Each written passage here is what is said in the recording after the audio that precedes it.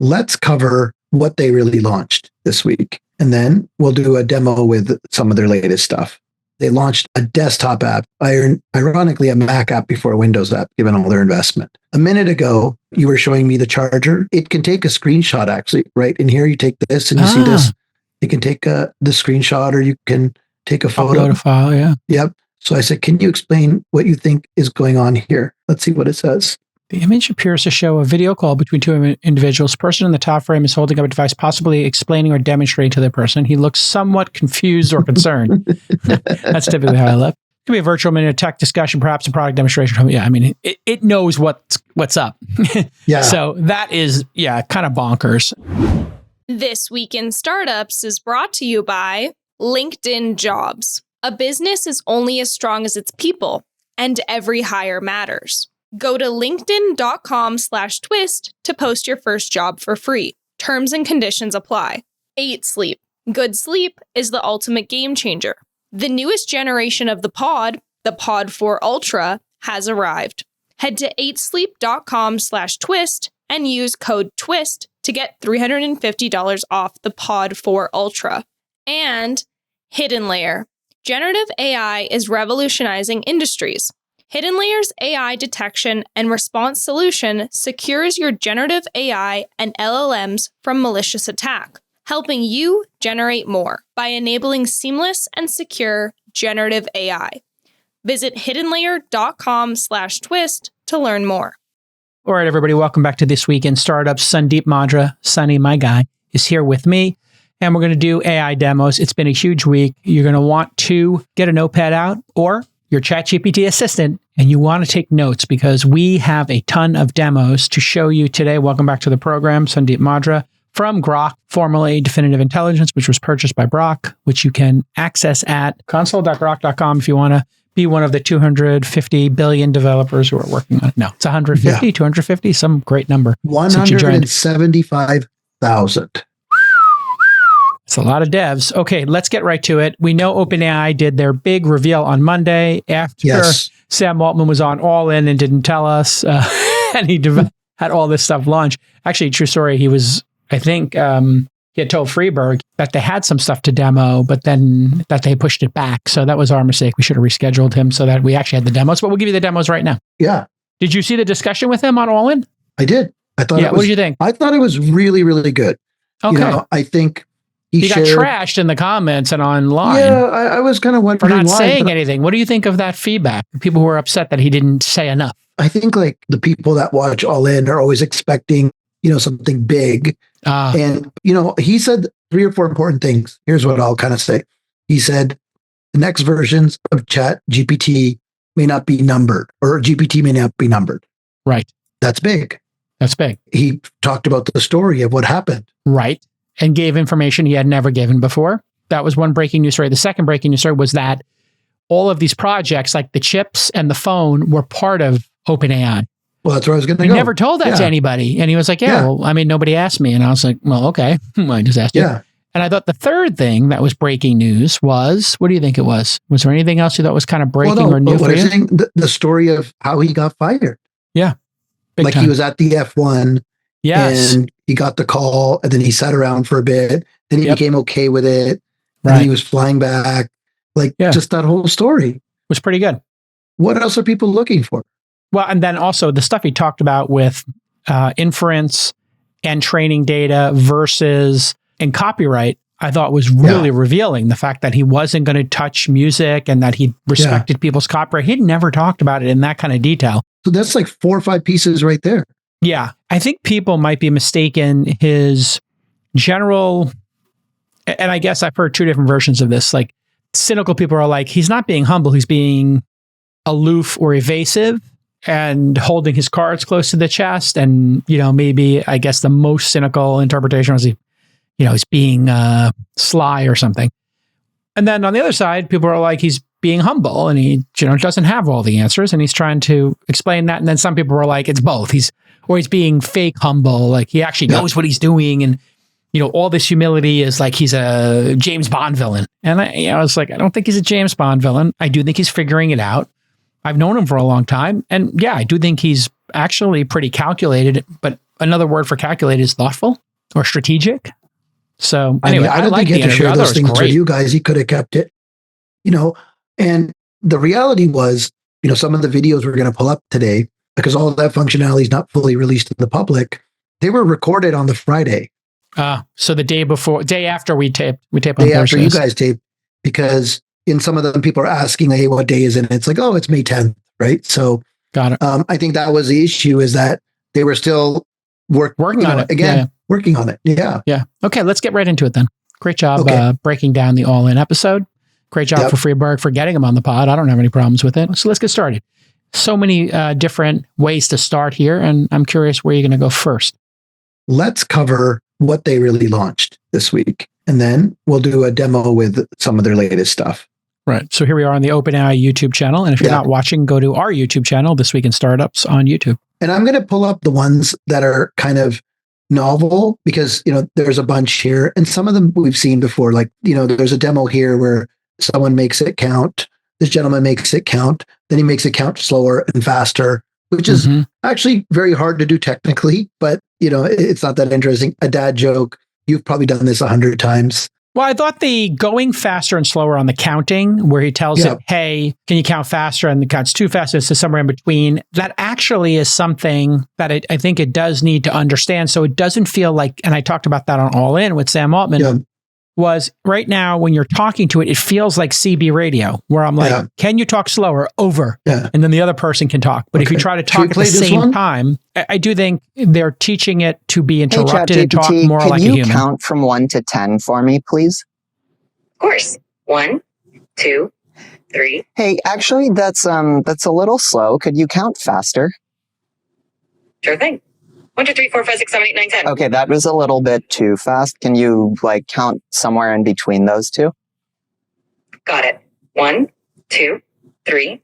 And now even slower, please. Okay. 1, 2. Okay, we get it. I think it's important, that the interface for voice works, because when you use Siri, we all know when you use Siri, it's like you're giving it one command and you're waiting 30 seconds, 60 seconds for that to get deployed and come back to you. It just kills the whole experience. Totally does. So I think the ability for it to understand and adjust itself, which we hadn't seen before, is a really big new feature. One of my favorite ones, which I hope a lot of people start using, was math problems with GPT-4. I'm just going to start it. And this is Sal Khan. From Khan Academy. Yeah, so I'm going to just start this one. OpenAI invited myself and my son Imran here to try out some of their new technology. And so we're curious about how good it might be at tutoring someone in math on Khan Academy. So let's get it started. It's loading up. So it's loading the iOS app, correct, screen. on an iPad? Yep. Actually, in this format, hello there. I'm here with my son, and I'd love you to tutor him on this math problem, but don't give him the answer. You can ask questions and nudge him in the right direction, but I really want to make sure he understands it himself. And he's here in the room, so you can talk to him directly. Of course, I'd be happy to help. Let's look at the problem together. Can you first identify which sides of the triangle are the opposite, adjacent, and hypotenuse relative to angle alpha? All right, so we get the idea here. And so I think, again, this is really important, because they've done two things. They've made it such that it can look at your device screen. Right. So the app, just to make this crystal clear for people, the ChatGPT app is open. It's taking up about a third of the screen. The other 2/3 of the screen is like a drawing program where they've drawn. I think it was on Khan Academy. It was just a website. Oh, yeah. It's just a website. So he's on the web page, but it's seeing what you're seeing on that web page. So it's asking to read your screen, which is something that's allowed in iOS or on your desktop now. So it's watching what you're doing. Therefore, it's kind of the guide on your side. And it's there, and it's being able to watch the screen and then help you, which, for me, Sal Khan has a very famous TED Talk where he talks about, 2 Sigma. And basically what that talk is about says, if you give any student at any level a tutor, they improve 2 standard deviations, 2 Sigmas. And so imagine this now available for free for anyone on the planet to use. Pretty awesome. Now we just have to get them off TikTok or Fortnite. Yeah. And everybody on the planet's going to be, 2 years ahead in math.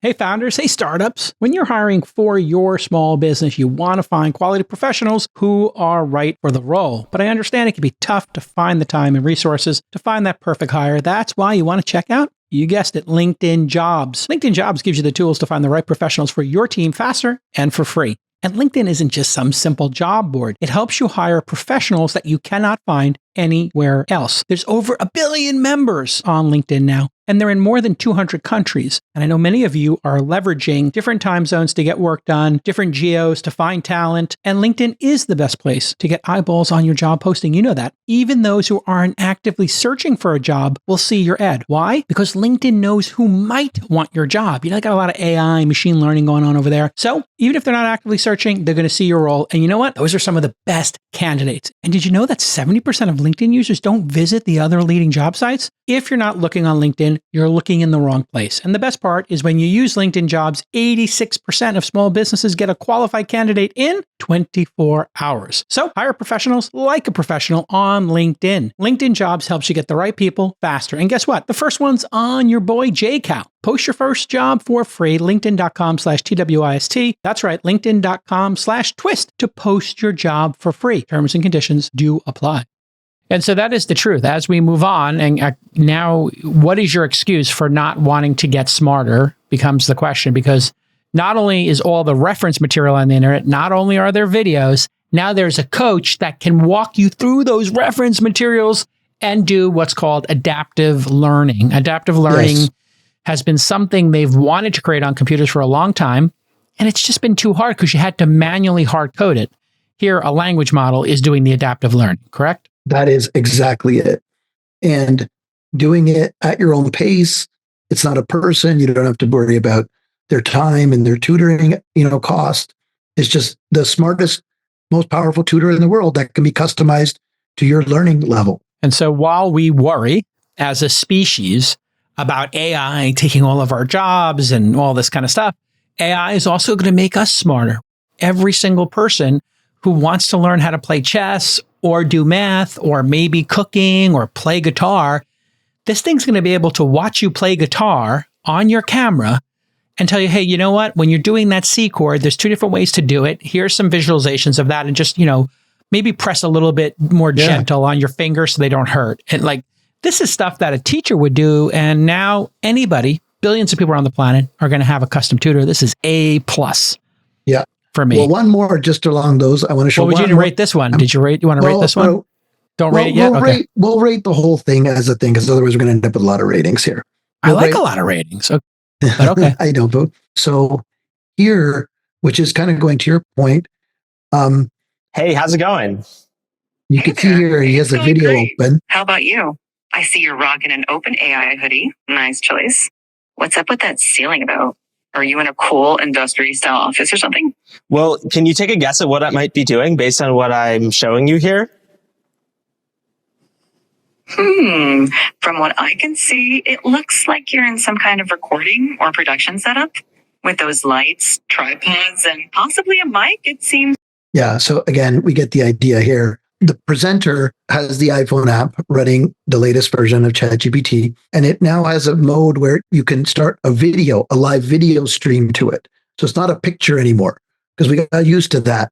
So he just basically opened a camera, and he initially had the camera pointed at himself, and it described him and what he was wearing. And it got a little bit of the ceiling, so it guessed that he was in an industrial office. And then he flipped the camera around, and he had a recording setup. And it said, oh, yeah, it looks like you're recording. There's a lights and some cameras there. So what is there a mode this is called? Is it called camera on mode? Is there a mode for this? Environment mode? What do they call it? I haven't seen this released in the app yet. It's not in the app yet. I looked for it. Yeah, exactly. So my guess is today you have the ability to give it a picture or, audio or other things. They're going to add a sort of like a record button. And it's going to open up and it's going to create that recording. Got it. So I wonder if it can turn on both cameras, because I'll just call this environmental awareness mode. Yep. Environment awareness mode, EAM. So when you're in EM mode, environmental awareness mode, it knows what's going on around you. So why would this be important? Well, if you had it in your phone in a cradle, let's say, like I have a Qi charger on my desk here.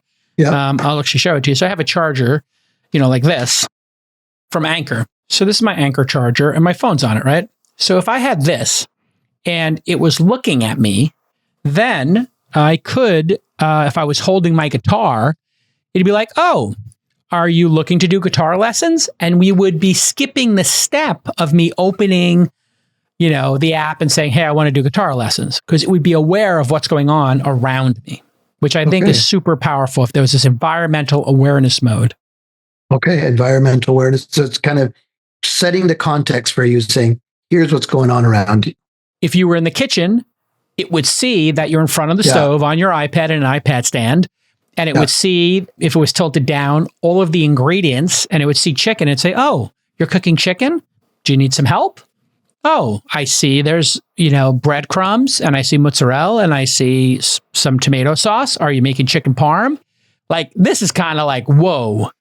Just like a human might walk into your kitchen, you might walk in and your spouse is cooking and say, oh, you're making chicken parm. That's kind of mind-blowing when you think about it, just to understand the context of where you are and what's going on. Oh, you're in an airport? Are you looking for instructions of where to eat? Oh, I see you're in Tokyo. Oh, you're in Shibuya district. Oh, I see you're in, Ginza. Are you looking for a sushi place? I mean, this is crazy when you think about it being aware of the environment around you and just how much friction that takes out of the world. And plus sound. It can also listen to sound, right? It can now, yeah. It's going to have that full ability to listen all the time and provide that context to you. Yeah, ChatGPT can now see, hear, and speak. We're beginning to roll out new voice images capabilities in ChatGPT that offer a new, more intuitive type of interface by allowing you to have a voice conversation or show ChatGPT what you're talking about. Voice and image give you more ways. They don't have a name for this. They should. It's actually an interesting thing because people are saying, hey, maybe they should name it because they have all these kind of new functionality. Two more things I want to show. This wasn't part of the release, but we never got to demo this. So I want to pull this up. So one of the things that they've added, if you go on your settings in ChatGPT now, Jason, you're going to really like this. If you turn on memory. Yes, I have memory turned on. Yeah. Do you have it where it's starting to remember different things? Yes. Remember that I like this. Not custom instruction. Not I like things in a table. We did that another time. Yeah. But hey, I've got a puppy and the puppy's name. And you remember, all these kind of little things. Okay. That's another really interesting feature that they launched. And you can ask it, what do you remember about me? Correct. And it will tell you what it remembers about you, which is super cool. So the last thing we're going to show from them, and then we'll give them a grade on all these things, is they launched a Mac app. Desktop. A desktop app. Ironically, a Mac app before a Windows app, given all their investment. Yeah. A minute ago, you were showing me the charger. It can take a screenshot, actually, right? In here, you take this and you see this. You can take the screenshot or you can take a photo. Upload a file, yeah. Yep. So I said, can you explain what you think is going on here? Let's see what it says. The image appears to show a video call between two individuals. The person in the top frame is holding up a device, possibly explaining or demonstrating to the person. He looks somewhat confused or concerned. That's typically how I look. The background suggests a room, musical instruments, and some posters, correct. The person on the bottom is listening attentively, possibly involved in the discussion about the device. He's wearing glasses and has earphones on with blur background indicating a focus on his face. It could be a virtual minute tech discussion, perhaps a product demonstration. Yeah, I mean, it knows what's up. Yeah. So that is, kind of bonkers. Now, is it continuously monitoring what's on your screen? And no, it does not have a mode. I could not figure out a mode. Basically, all I could see here is, pretty much this is like a ChatGPT Mac app. It has the same mode of like you can go in with your phone app where it can be constantly going back and forth with you, but it does not have a mode for continuously monitoring your desktop. Continuously monitoring, yeah. Because that would be very interesting that if you and I recorded this whole episode and instead of just giving us a transcript and a summary, it added the screenshots, it annotated the screenshots and all of that, and now you start thinking 3 months away, they're going to have that. Now that they have this, they're going to have that. You've heard me talk about how great my sleep is. Sleep is a superpower And my superpower is 8 Sleep. They've got the amazing pod that you add to your existing mattress. It will cool you down or warm you up, depending on which side of the bed you're on. I like it nice and cool. I sleep deeper. I am a sleep king, and you might be a sleep king or queen too. And you can be one if you get the Pod 4 Ultra. That's right, Pod 4 Ultra is out, and it is definitively the greatest tool for helping your sleep. Pod 4 Ultra can cool down each side of the bed to 20 degrees Fahrenheit below room temperature. It's a better cool than the air conditioner. So I can put the air conditioner on a reasonable temperature and then keep my Pod Ultra even a little bit cooler than that. And they also introduced an adjustable base that fits between you and your mattress and your bed frame. So when you want to read and your partner wants to sleep? Well, now reading and sleeping positions are right there to help you unwind after a hectic day. You can even elevate just a few degrees automatically to help with your snoring if that's one of your challenges. Not only that, it has sensors that will track your sleep time, all the phases of sleep, your HRV, and your heart rate. So it's basically a wearable that you don't need to wear. I think I get like an extra hour of deep sleep every night because of it. I'm coming into the game with good energy. So here's what I want you to do. Get the sleep you deserve at 8sleep.com/twist and use the code TWIST to get $350 off of the Pod 4 Ultra, currently shipping to the US, Canada, UK, Europe, and Australia. I love this product so much, I decided to invest in the company. Well, now imagine we're on a call and it's researching it. Or let's say we were taping an episode this week and started said, hey, you know what? Give me all the links for the show notes and write a blog post about it and post it to my LinkedIn and put it in my drafts folder. It could make like a whole blog post, an email newsletter, and you could say, and tell us what we got wrong or give us suggestions for future topics for the podcast. I mean, this could get really powerful. It could be like a virtual podcast producer watching you work. Or if, let's say I did 5 meetings with startups today and I had 2 meetings with the investment team, I could say, just give me a summary of the day and what I got accomplished. And it was just sitting there and it was doing that. And then you're like, oh, you know what? Remember during that meeting, so-and-so was saying this about, what was it again? Exactly. You could be like, hey, is there anything I forgot to put on my to-do list? Yes. And it would just go back and be like, yeah, you did mention the to-do list 7 times last week or this week. Here are the 7 items. And here's the video clip of it. I already put them on your to-do list. So like, just listen to my entire day with to-do lists, or just be listening and you and I are just sitting there working. And I'm like, you know what? Remind me next week to do this. And those kind of things exist in task management software. There's a to-do list, but a persistent assistant listening to you is a whole different level of power that you could have. And I've actually, I'll just mention it here on this podcast. So I invested in a company called Athena. You can go check out athenawow.com. And what it is it's assistants, like real assistants, but they're based in the Philippines and they're about $3,000 a month. It has changed my life. And so I will have this real world assistant, which costs me only $36,000 a year. I'll sometimes have her on Zoom with me, with my desktop up, showing her what I'm working on. And she's learning what I'm doing. And then there's this learning. There's a real life person. There's a real life person. Okay. And so we are in the process of documenting and learning everything. And I think there's going to be this merger between like my EA in Manila, who works with me for, 8, 9, 10 hours a day, and this. And if you go to Athena, athenawow.com, they'll let you jump. There's a wait list to get on this thing. If you talk to any CEO in Silicon Valley, they're using this because it's hard to get a personal assistant. And they basically skim the cream of the top 0.1% of knowledge workers in Manila. And it's by the same founder who did Thumbtack. And so you'll get like $1,500 off if you go to Athena Wow. And there it is. Boom. I was the first investor in Thumbtack and I'm the first investor in Athena. So go to Athena Wow and you'll see. And it just will make you so efficient. And then you add this to the mix. That my assistant plus this virtual assistant would be sitting there, collaborating on stuff. And that's what I'm really trying to do is be I think that feature super you talked efficient. About is so killer, right? Because think about, Zoom has this feature now, right? Where you can come in and you can do all that. But, what's with me is not Zoom all the time, but ChatGPT or, take your pick of whichever one you want to use. So to be able to recap the day, how powerful would that be? Insane.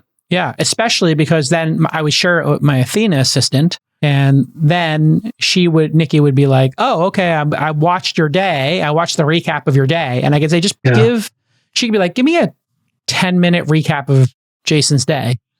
And wow, Okay. Let's keep going. Awesome. Okay. Well, let's give them a score because we're done on OpenAI. You told me not to, but I'm going to do this anyway. I think the persistent app watching what you're doing is A+++. The fact that it exists and it works and it's doing this right now is the game changer of all game changers. And I know a lot of people were thinking about like monitoring desktop and doing stuff, but this thing's out now. So this is like one of the best things I've seen in AI to date because it's closing the gap between like a toy that gives you, hallucinations and like some, basic web research to now watching your behavior. I think the ability to talk to it better, I give that a B, like the speed, which is doing it. But the contextual awareness of your environment and watching us work, that's an A+ feature for me. Yeah, I'm in the A category. I just want to leave it for some room. Like we don't have all those features yet, but like we're close now. Yeah. It was a great release. Yeah. Yeah. Is it any better? Like, is the model any better or is this just new features on the existing model? No, the model is faster, which is important, right? Obviously, we spend our time thinking about that. So they've made it a lot faster, which is good. It's low latency.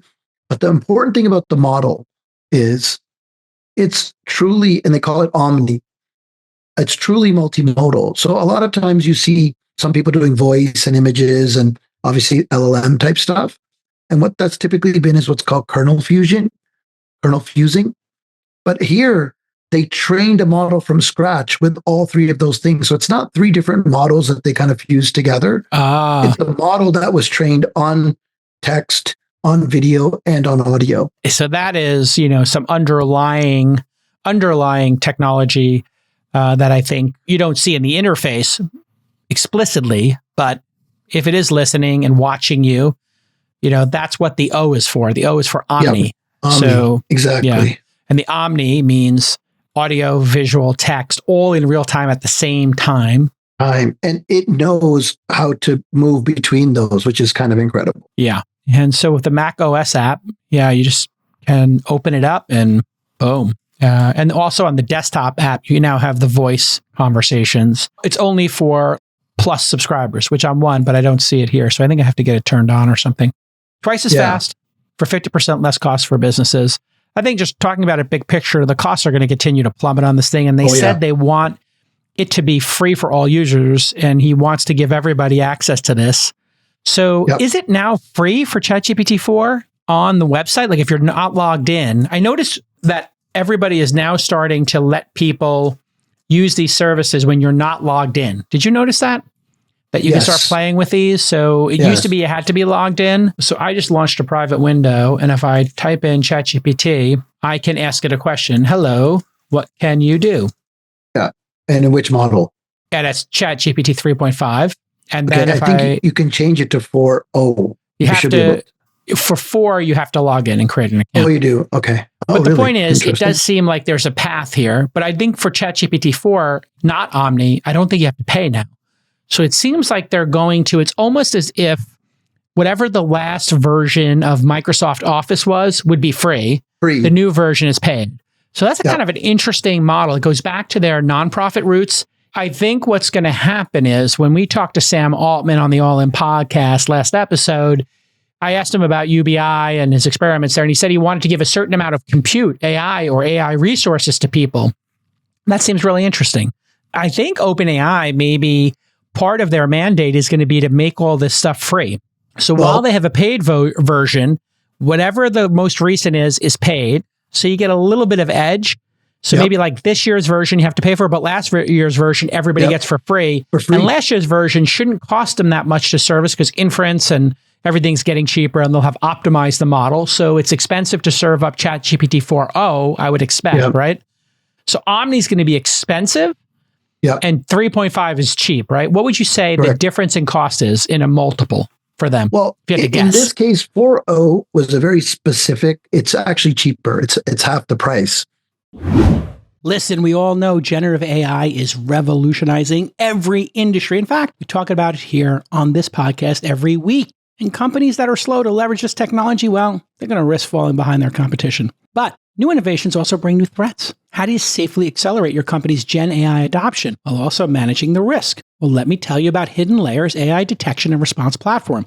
It's a security solution specifically designed for generative AI and large language models, LLMs, you know that. It provides your security team with visibility and tools necessary to detect and prevent threats like leaking of confidential information. We've seen that a couple times, as well as malicious prompt injection. That's a serious threat. And model theft, right? People are starting to steal. That's just the truth of it, folks. People will steal your innovations. That's going to enable your company to harness the power of AI and to do that securely and confidently. It's trusted by leaders in finance, tech, healthcare, and even the U.S. Department of Defense, the DoD. HiddenLayer helps you generate more by enabling seamless and secure generative AI. So here's your CTA, the old call to action. With HiddenLayer, go from pause to possibilities and step into the future of secure AI innovation.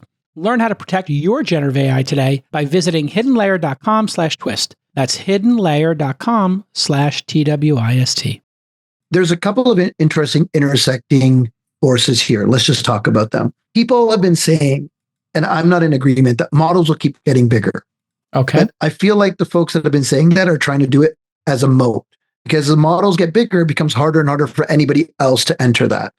But as the models get bigger, they become way more expensive to run. So it's also like a perverse incentive, as in, oh, let's make one that's twice as big as GPT-4. Well, then it's going to be twice as expensive to run, right? So I think what we're seeing now is tech usually gets more efficient, not bigger and more expensive. Okay. And so we may see a bit of a shifting landscape here where future models are actually cheaper to run than older models. But older models become worthless. So that's what it really is. It's not worth charging for them. That's bizarre. Hold on. I have to really grok what you're saying. With a Q. With a Q. Grok with a Q. If you make a new model, they're becoming so much more efficient that the new one has better gas mileage than the last one. But not just better gas mileage, like 100 miles per gallon instead of 10. Therefore, if I gave you a new car and it was 100 miles per gallon and your previous one was 10 miles per gallon, you would stop driving the one that was 10 miles per gallon because you'd make up the cost so quickly. Yeah. So in other words, all these previous models are going to get thrown in the garbage. They are depreciating super fast. Like I can tell you from our experience at Grok, the day Llama 3 came out, 48 hours later, we deprecated Llama 2. We just took it off the site. Everyone moved over. And we can see the prices right here. Producer Court will pull them up. The pricing is plummeting. What is the pricing, trend line here when we talk about this, Sunny? Talk about pricing. GPT-4o is 50% cheaper than GPT-4, where GPT-4 was $10 per million tokens input and 30 for million tokens output. It's now gone, if you scroll back up a little bit, it's gone to $5 and $15. But just to let you know, open source is still cheaper. Open source is 60 cents per million tokens input and 80 cents per million tokens output. Okay, so that's a fraction of that. Yes. And the open source ones hosted are that price, right? Yes. And look at where the original GPT-4 was, $120 and $60. Okay, so $120 dropped to what? $120 dropped to $15. Over what time period approximately did that happen? So GPT-4 came out last March. Okay. So in a year? Yeah, year and a month. So you think that these things will get 90% cheaper year over year? I believe so. So that means over 2 years, it'll be 1%. So every 2 years, they will be 100 times cheaper. But we're going to use them 100 times more. Now, think about all the stuff we did today. And if it's running all the time, it's not viable to pay that much if it's listening to everything you're doing, because we're entering a world where before it was, sort of limited interaction. You're typing some text, you're doing it. Now we're talking about a world where it's recording you all day long. So what you'd have to do is say, you know what, record every word I say, because that's just going to be 10 hours of audio. And maybe I only talk for 2 hours of the day. So it's 2 hours of audio. But take a screenshot of my desktop every second means 60 seconds, let's say 600 minutes, 3,600 screenshots or something like that. Processing 3,600 screenshots. That doesn't seem that expensive. Yeah. It adds up. It adds up. Now, and especially if you were going to record video, you would need at least I don't know how many frames per second, but typically 30 frames per second, maybe less. Maybe you could do it in 10, skip around. Film is 24 frames per second. So, Yep. You probably do it. Zoom obviously does less. Maybe like 10 or 12 would work. So it's interesting. What's going to happen is we're going to be processing a lot more data with these, with these technologies. Which They is should good. have I have this portfolio company that I'm really enamored with. It's called Recall. And let me show it to you here. And I'll get your view on this. This company, and I'll get you to give a letter grade. Hold on, let me just share my screen. Okay. Ooh, a JCal demo. It's a little JCal demo here of this company Recall, because I know that you like this category. This is called Recall. So here I am on a YouTube video, right? Yeah. And let me just go to the OpenAI page here. Okay, here I am on OpenAI. And here's that one we just played, right? But I will click on Recall here. You see it's doing its work, and it's recalling this page. It's analyzing, parsing the data of this YouTube video. And then it gives me a summary of the YouTube video. And then I can save this. And then when I save it, it saves it to my knowledge graph. And then it automatically is building a knowledge graph for me of all this stuff. And then I can click on knowledge graph and I can see the All In podcast. I can see OpenAI, say hello to ChatGPT 4, and I can start to move around and see what are all these. Here's universal basic income, right? Which is the AI. We were just talking about universal basic income. Here's the UBI page. And this came to it because we were just on, I have the All In podcast on here from YouTube. And these are the themes that when I come to my knowledge graph, you can see here are the themes, all in conversation with Sam. And here's what came up. Here's Google, Masayoshi-san, I mentioned Stripe, I mentioned Peter Thiel, Sam Altman. Wow. And that's Berkshire Hathaway, Y Combinator. I mean, it's really from my introduction. But here's UBI. And then you see UBI can go out, and here's ChatGPT, and here's OpenAI. And I've only put a couple of things in here. But as I add stuff here, like if I were to do a search for UBI experiments and find a video about a UBI experiment, right? South Korea's UBI experiment here. Then I add that to my Recall. Yep. And this is a company we've invested in, we incubated. So now it's discovering the connections. It's summarizing the main ideas. Boom, it's going to put it into, saved it into my knowledge graph. Now, when we go back to Recall, it now has that one here. And do they do it via the YouTube transcripts or like? I don't know, but here we go. Now, cool. If I find UBI, here's OpenAI. And when I find that UBI one, eventually there's Dolly, Overton window. And at some point, there's UBI. It's going to have for UBI, the 2 or 3 places we talked about it. And I can expand the card thing here, right? And see more things related to it. You get the idea.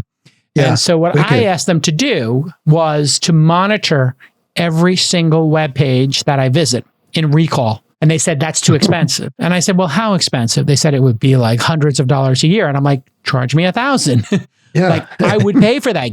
I mean, come on, what are we talking about here? If you're a business executive, let's, You know what I would pay for that, JCal? Get recall.ai. You would pay $10,000 a year, $1,000 a month. You pay $1,000 a month. You know how many times I've been to a tweet and I forgot to like it or do it, and I can never find it again. Exactly. And it's like, I really need it for something. Oh my God. Rate that startup that we just invested in. What do you rate that? Get Recall. I'm going to give them a B. Perfect. Yeah. I give it a B right now. And if they had the feature where they did everything, I would give it an A. Yeah. ChatGPT will have some of these features, but I do believe as we look at this space, that dedicated products that are going to, that have features and interfaces for a particular vertical, bookmarking and knowledge graph, writing a screenplay and doing storyboards, doing math, like it's just going to enhance those things. So you'll have ChatGPT underneath Khan Academy, but you're still going to want to go to the Khan Academy website, I think, and have like a full experience there. I think those things are still going to exist. Exactly. What's not clear to me just yet, because there's so much happening right now, is, and what's really kind of got me thinking a lot is, we're going to get into the next set of demos, but what we just finished with is, if I have that Mac app and it has now access to everything, and then I do something on my phone, it has access to a bunch of things.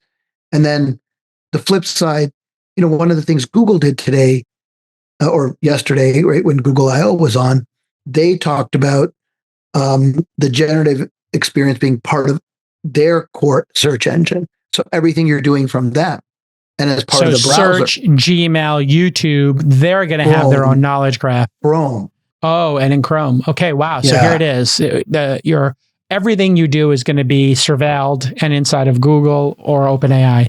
Pretty scary and insane if that got hacked. But I guess the benefit is the language model know everything about you. But at some point, the FBI could come or a court order could come and say, hey, tell me everything you know about Sandeep. And it'd be like, yeah, we know Sandeep likes these websites and really likes this actor and watches these TV shows, listens to this music. I mean, it's kind of crazy when you think about it. Yeah, they could probably get that from your. They could get that from your search history. But if you go in Chrome if your search right history's now, on, for Google, it wasn't even on, and they were still doing it for some people. They got in trouble for that recently. They got in trouble for. But already what's that Chrome, mode called? Incognito mode. Not the big joke inside of Google was incognito mode was not incognito. But Chrome has help me write built in now. Oh, right? wow. You can create custom images. You can organize your tabs in a smart way. So they're already starting to add the high level AI features. Amazing. So help me write is like Grammarly inside of Chrome. That's interesting. Yeah. So I do think I wonder, I love Grammarly, but I think 60-70% of Grammarly will be built into other products. So Grammarly is going to have to keep figuring out what unique features they can add for writers that aren't going to be in sort of native products. Yes, exactly. Yeah. So, it's an entire journey that's happening very quickly. I do think you will be able to build apps that are 10, 20, 30, 40% better than whatever is in these, just like ChatGPT keeps making things that are 20, 30% better than what's in another person's model. So you just have to keep adding features and listening to your customers. Okay. All right, talk to me about Google. So Google at Google I/O, a lot of things talked about there, from developer stuff, which is at the core of what they announced on the developer things, which we won't bring up right here. They've expanded the context of Gemini to 2 million. They launched a new AI chip as well, which is awesome. And they're continuing to make more services available within Vertex. But from a consumer standpoint, we're just going to talk about a few of the things that they've put out. And the best way to kind of get access to these, back at Labs.Google. Okay. And so if you go again, Google making it impossible to navigate to find stuff. I mean, this is something. Yeah. I mean, bar.google, Gemini.google, now it's labs.google.com. Okay. Yeah. So here you can just see labs.google, right? Yeah, labs.google. It's not even .com now, right? So I think what we're going to do here is we're just going to start going into a few of the things that they launched. I know you like this one, Cal. NotebookLM. NotebookLM. So what they did in NotebookLM is it can take up to 1.5 million tokens in context now. So if you have a bunch of context here, you can put it in here and it can then basically create a summary for you on that content. Right. I did this. I had Stephen Johnson on This Week in Startups. You can look it up. And I showed myself taking the screenplay for the founder, and the book grinded out, the PDF of the book grinded out about Ray Kroc, and a bunch of other Ray Kroc business case studies I found from Harvard and other places, PDFs I found. And I put those all in there. And when we did an episode, I asked it, give me key moments in the history of McDonald's and what lessons they learned. And it really started to act as a research assistant, the job of a research assistant who would compile all that, read that, and then sit in a room with the writers. It kind of acted like that. And, that's like a, basic research position in the world of $50,000, $60,000, $70,000 a year is what researchers get paid. I've employed them for many years in publications and journalism. Starting pay by, maybe 40, 50K. If you're an expert researcher, maybe you can get up to 60, 70, 80K in the world after 10 years. And those exist in all number of modalities, like a magazine, a newspaper, a consulting firm, a law firm, whatever, just a general researcher. It seems like that function is going away in the world. Anybody who needs a researcher can use NotebookLM, Gemini, ChatGPT, the researcher mode. So that means we all get to do other things, right? And I can tell you, my producers have been using ChatGPT since it came out at my insistence to summarize things. And the summaries that they do versus what ChatGPT can do, essentially the same. So then what it comes down to is them understanding my personal taste or the the gestalt of the show, fancy word for the vibes of the show. The vibes, and then kind of cross-referencing them, right? And so eventually we'll put into one of these LLMs all 2,000 episodes and say, what would JCal find interesting about this startup or this person? And it will go out, find the 20 interviews this person has done, and then, surface the things that they think I might be interested in. It's really going to be very interesting. Yeah. So now it's all of that just with 1.5 million tokens of input context. You can imagine, JCal, that should cover almost all the things you've ever published. Everything I've ever published. Wow. 2,000. You think 4,000 hours of podcast would fit in that? Maybe no. Let's leave the podcast out. Oh, okay. How about everything I've ever written, blog posts, everything you've ever written, blog maybe posts, all the transcripts, right? Yeah. Yeah. I mean, a book is basically 6 to 10 hours, right? Yeah. So if you think about it, like every podcast, maybe every 5 podcasts is a book in terms of the transcript. So there you go. 60,000 words, whatever. Amazing. Wild. We're going to keep going through their stuff. So the next thing they did is they've made a generative search experience. So I don't know if you use this, but like this is sort of my go-to these days more so, which is the Gen search experience. And so they've made this generally available. And so when you do something, and we're going to just show this example here. So again, I'm in the Google Labs showing off AI overview on more searches. AI overviews in search. Yes. Okay. And this so doesn't work. You have to use your Gmail address for this to work. Once again. Yes. And you have to use Google Chrome. God damn it. So you can say, how can I get better at improv? Or how can I keep bananas fresh longer? What you're going to see is, they've got it, the AI overview right here now. This is interesting now, JCal, right? Because they're calling it AI overview. Yeah, it's Perplexity. Yeah. About Perplexity, yeah. Well, I think they're innovating too, so don't count them out. But this experience is zippy. So yeah, do it one more time. I want to see. I didn't see it. Where should I go on vacation with my 10-year-old in January? That's warm and fun.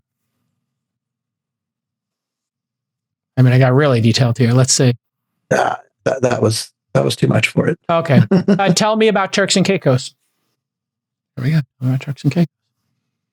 There you go. Perfect. Yeah. And then if you show more, it's kind of instant. I wonder if it's pre-cached. I don't know.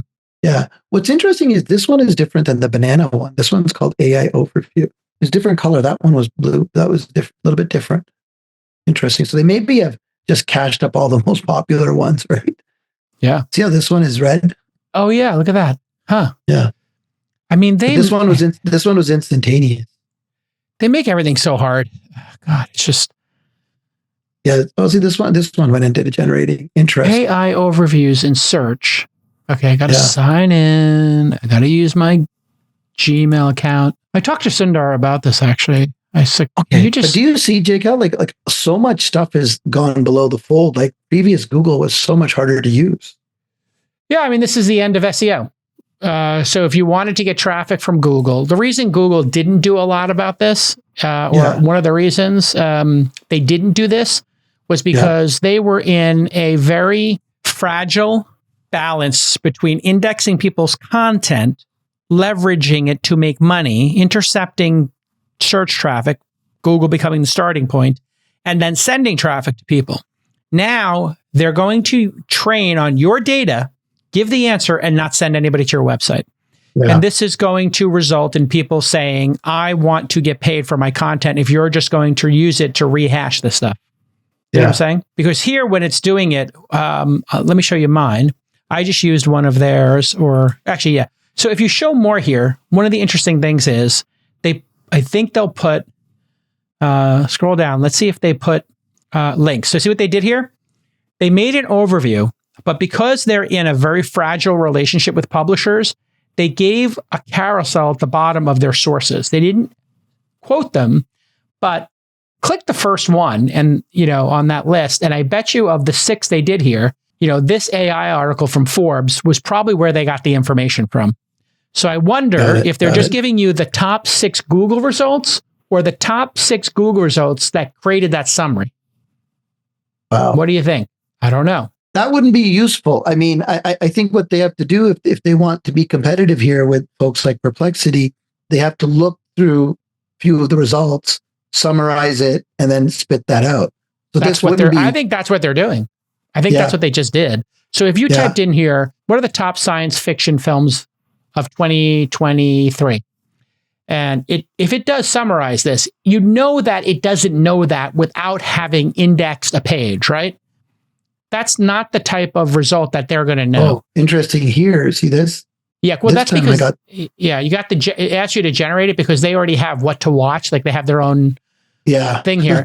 But here, look, it gives you IMDb. some of them, and then it gives you immediately IMDb. And then it says, according to Rotten Tomatoes, and look, there's a down caret there. If you click it, it gives you the link. So they're doing sources, and they're making the sources a little robust. You notice that?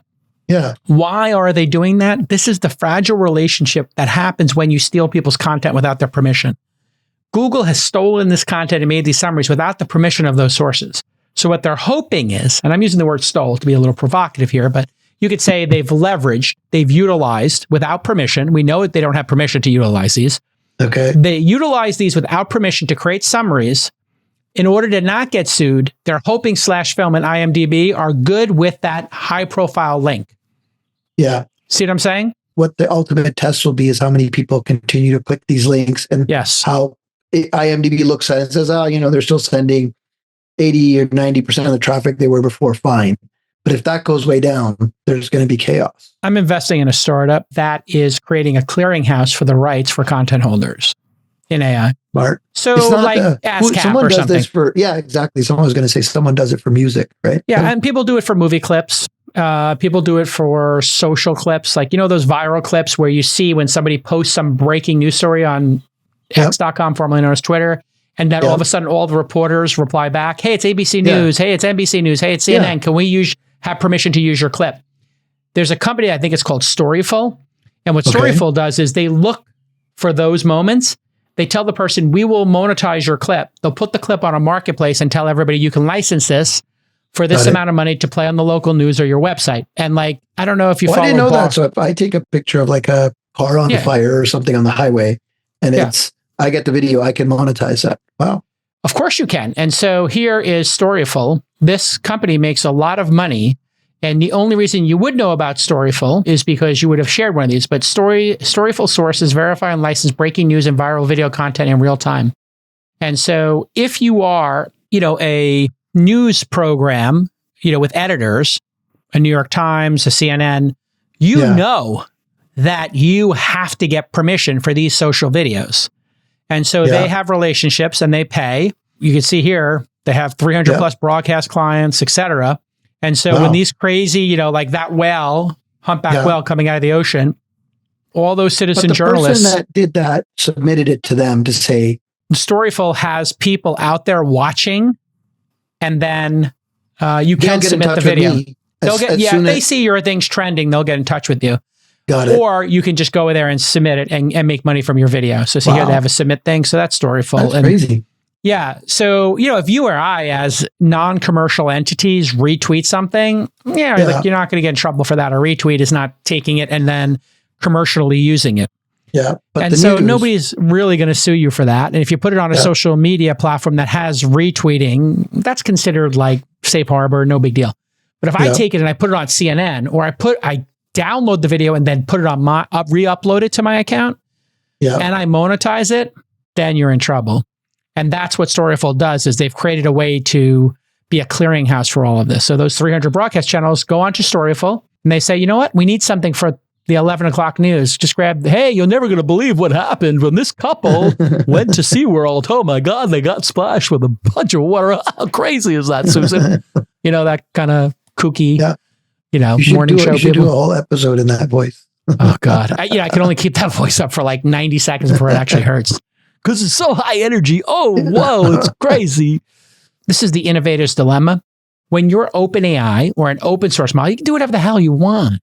You got nothing to lose. When you're Google and you already have these relationships and you have deals, they're just really scared of getting sued or having a class action lawsuit. And they know better because they've got 20 years of lawsuits and legal actions and the people at Google indexing stuff have had the people at the New York Times come and say, here's what you can take, here's what you can't take. And this is what happens after multiple decades. OpenAI is like, YOLO, bring on the lawsuits. We're brand new. They don't have the institutional knowledge, relationships, and or scar tissue. Well, I was going to say scars are the biggest ones, right? Where they make you gun shy, right? Yeah. The one thing Sam said is, hey, we're not touching music right now. And he was like, yeah, I just believe in artists. I wouldn't do it in the style of, I wouldn't say do it in the style of Dire Straits or Rolling Stones because they know they're going to get sued. Everyone understands the history of Napster and, bingo. The music industry understands the value of their content and their rights. Yep. And they are predicated on protecting those rights. Yes. The news industry and content sites, they don't bother. Photographers, sometimes they bother, sometimes they don't. Video, if it's Disney, yes, they do, right? Well, you know why? If you think about content as these like concentric circles or pyramid or whatever, there's not that many big artists. So it's easy to protect them. Yes, there's a small number of artists on the fat tail of the long tail. Yeah. Whereas Forbes articles, they produce 10,000 a day of these schlocky articles on Fortune, Forbes, all these places. Yeah. Whatever, there's a 10,000 Substacks get published a day. That kind of stuff. Those people are not fighting to protect their rights. But every single Rolling Stone song is violently protected. Every single Star Wars and Marvel character is violently protected. And I said, I noticed you can't do Darth Vader, but I did know you could do the concept of a Sith Lord. And he's like, yeah, that kind of makes sense, doesn't it? Like one's a concept, a Jedi, one's a IP specific character. And so, I guess their red teams are doing all that. But anyway, I think, Sith Lord Google and Jedi, I get it, kind of. I think Google... They're all concepts within Star Wars. Yeah, but the concept of a hero or a villain is not. The concept of a laser sword probably existed before Star Wars, or a sword certainly did, or a sword that's got superpowers. Excalibur has superpowers. Yeah, of course. So a powerful sword or a sword made of fire has existed before Star Wars, right? What's the tail on content protection? 50 years? I think it's 75 after the 75. Life of, length. Let's ask, what is the length of protecting characters in the United States? Whatever. Copyright. There you go. What does it say? Life of the author plus 70 years. Yeah, that's what I said. Life of the author plus 75 years. 70. So the reason that keeps growing is because of Mickey Mouse. So they called it the Mickey Mouse rule, right? So for works published before 1978, the term is 95 years from publication, right? So they kind of grandfathered everything in. Yeah. So whenever you published it, 95 years. And the Sorcerer Mickey will not enter for example, 1940s film Fantasia version of Mickey Mouse, known as Sorcerer Mickey, will not enter the public domain until 2036. The cartoon style shorts will not enter until 2100. So Steamboat Willie in black and white is now. So see that? I know more about this than I should. The Steamboat Willie version in black and white features a more simplistic style. That was the one that just became public domain on January 1st, 2024 in 1928. So this is why they keep updating the style of the characters. They keep updating the style so that they reset it. That's why you see new versions of Thor or slightly modified versions of Iron Man. Mm-hmm. If they keep changing it, they can keep protecting it. And then you might be using some old one that doesn't look like the old one, right? Clever, right? Yeah. Jake, I think we have to part two this. We're going to definitely part two this. Thank you, everybody, for tuning into This Week in Startups. Part one. Please, this is part one. We got a lot more to do. Console.grok.com with a Q. Sign up as a developer. Let's get Sunny's equity position and my equity position in Grok to the moon. You can follow Sunny, x.com/Sandeep. I'm x.com/Jason. Joining us as co-host of This Week in Startup shortly, Alex Wilhelm, formerly of TechCrunch, x.com/Alex. I cannot wait to get a new co-host in here. Sunny will still be doing AI, by the way. We're the co-host for the other couple episodes every week. We'll see you. And by the way, Mark Suster of Upfront Ventures has been doing 4 episodes for me. So like Johnny Carson or Jimmy Kimmel, I have some people sit in and do hosting for me. Mark Suster, thank you to my pal Mark Suster. He's doing 4 episodes. I think 2 of them are up already. They're amazing. Go check them out and you'll see them in the feed. So if you don't see me on an episode, don't worry, not going anywhere. But with 4 episodes a week, 200 a year, plus all in, that's 250 episodes a year. I'm going down to like 150 and then 100 will be done by people in my network. Can I say something? And JKL's team makes it quite easy. You got to do your work. You show up with your microphone and your computer, and that's it. So everyone that's wanting to do pods, that has to go through the entire arc of the content. Then you have to record it. Then you have to edit it. Then you have to publish it. Marketing. You've got a machine. Yeah. Well, yeah. I'm trying to make This Week in Startups Twist into a platform. So I think I'm going to start referring to it just as Twist. And then it'll be like Twist with Mark Suster, Twist AI, whatever. Just you have This Week in Startups. And, if it goes to 7 days a week, because it was at 6 days a week at one point, if it goes to 7 days a week again, that would be okay with me. I just can't do 7 days a week and all in, because that'd be 8. And then I have no life. And then, you look at these people who do a daily talk show at night, they lose their minds. Yeah. They eventually, James Corden, Charlie Rose, Howard Stern, anybody who does this every day, the burnout is too much. Yep. See you all next time. Bye-bye.